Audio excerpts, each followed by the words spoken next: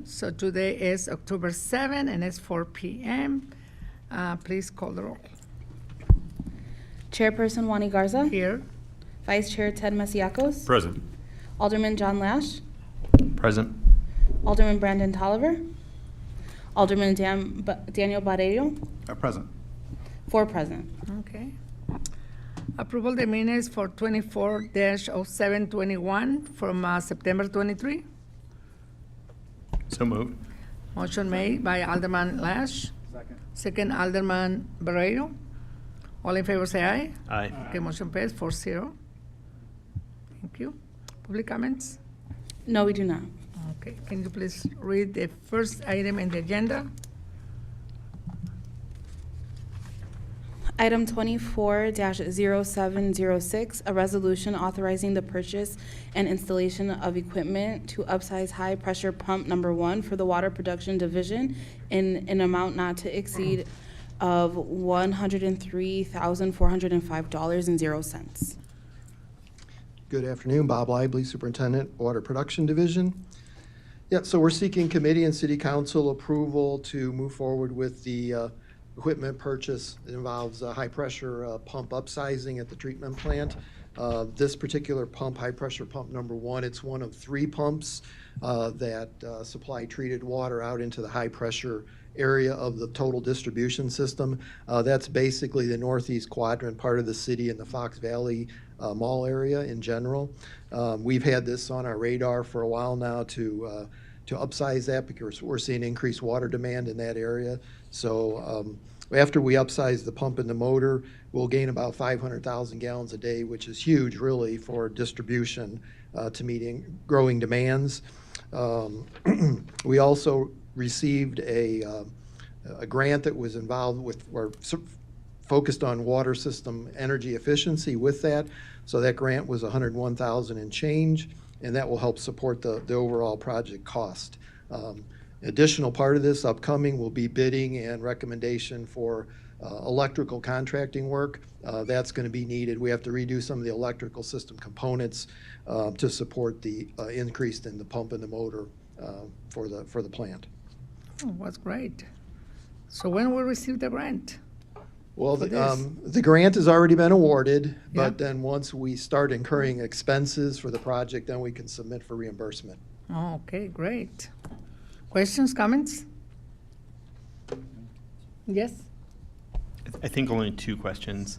Number one, good on the the grant, but do you expect the electrical piece of this to be over 50,000? Yes. Okay, so it'll be pretty significant. And then just a broader question that's slightly connected. We're planning for future building out in that area. Right. But about a year ago or so, we had also started exploring some of our valves and pumps to see if we could isolate where some of the leakage is. Have we had any progress on that? Just out of curiosity, as it might also impact pressure. I'm not sure if it's in this region or not. Well, I don't deal with that firsthand directly. The Water and Sewer Maintenance Division handles that program along with some help from engineering. That's an ongoing program. So they're always searching for leaks through various means to detect those leaks and then make those repairs or replace the water mains if it's a significant problem area. So, and we take an inventory of total water that's treated versus total water that's distributed annually, and then we do that math and we see where that unaccounted for, we call it non-revenue water. That's the industry term. We calculate that annually and to see where we're at. Is that your field or not your field? Oh, we run the numbers, yeah. And what is it roughly, or how many gallons? Or I think on a percentage basis, last year it was at 29.6%. okay, so about a third. Yeah, a little, yeah, 30%, yeah. Okay. Yeah. And then my only other question is, when we put these 5-year service agreements in, do we bid those out? Oh, now you're back on this one? Sorry, yes, Yeah, with sorry. Lane Christensen. So Lane Christensen is a sole source supplier. So they supply all of the standardized equipment that we use for pumping the water at our wells and at the plant. Thank you. No further questions. So we do renew that, yeah. Okay, But thank it's you. not bid. Okay. All right. So moved. Motion made by John Lesh, Second. second Alderman De Barreiro. All in favor say aye. Aye. Okay, motion passed 4-0. Thank you. Next item. Item 24-0706, a resolution. 07. 24-0707, a resolution authorizing an addendum to the amended and restated potable water service agreement with Colgan Carbon Corporation for the continued lease of granular activated carbon in filter groups 1 through 4, 5 through 8, and 9 through 12 for the Water Production Division. Bob Lively again for water production. Yeah, so this is granular activated carbon. It's black filter media. This is the primary filter media, but it also acts to absorb organic compounds in the water, things sometimes that we deal with for taste and odor from the Fox River. This is primarily what handles the removal of it. So after some time, it becomes spent or expended, and it can't do its job anymore. So that's what this agreement with Calgon does, is we lease this material from them. They provide a turnkey solution for them to come in and replace this when we determine it's time to do that. So this is basically just updated pricing, and we do that via addendum to the original agreement. So, for instance, on the next upcoming schedule for the filters 1 through 4, they're scheduled for replacement of this GAC, and we're talking per filter, it's about 65 to 70,000 pounds of this material goes in a filter. And so they'll come in 2025 and pull out all the old material, put in fresh material, and then the updated pricing takes effect for that into the future. My question, what they do with the old one? When they remove that one, Yeah. is recycled or no? Well, it depends. So in the memorandum, we talk about pricing for virgin material. Yes. And reactivated material. So if it's virgin material, it'll get put in, it'll run its course for 36 to 42 months. They'll take it out and they take it back to a facility and they actually reactivate it, which is basically in simple processes. They put it through a furnace that drives off all the organics and they reactivate it, and then it's good to go, and then they can bring it back and it'll go through another cycle of 36 to 42 months roughly. Until there's too many, till that material degrades too much, then they have to come in and bring in virgin So when material. they didn't bring virgin, so the price is higher in the other one? The virgin material is higher because it's Yeah. freshly manufactured. So when they do like a recycle, like a 1 or 2, they dry, so it's different price. The reactivated material is much lower cost. Yeah, Okay. Right, so we always have to start with some virgin material, and then we use reactivated for several cycles, and when that becomes degraded, or they have to use too much virgin to make it up because of losses in their process, then we have to start back with virgin. So, and then the thing about this is then that pricing stays in effect through the full, till it gets put in through that full 36-month cycle. Okay. Questions, comments? Yeah, I have a Yeah. The question, so why do we lease this? Well, that's how the city's always done it, and it's less costly. So so there's a calculation that goes into the total cost. So it ends up being, we pay a monthly lease payment versus, like if you look at the filters 1 through 4, the virgin material that's upcoming, that 36 months cost is $662,886. So we pay for that just like a car payment versus a lump sum payment. And we never take ownership of it, so there's a lot of things that we don't have to deal with being an owner. We don't have to worry about disposal. Ultimately, that's Calgon's responsibility.